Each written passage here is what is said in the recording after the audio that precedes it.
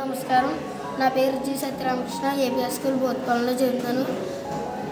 నేను ఈరోజు ఒక ప్రాబ్లం చేశాను, చూపిస్తున్నాను చూడండి.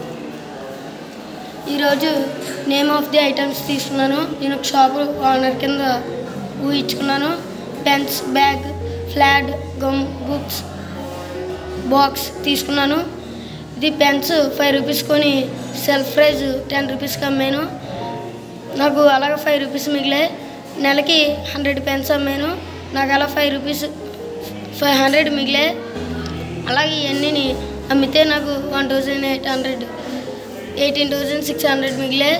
నేను దీనికి సబ్ట్రాక్షన్, ఎడిషన్, మల్టిప్లికేషన్ వాడాను.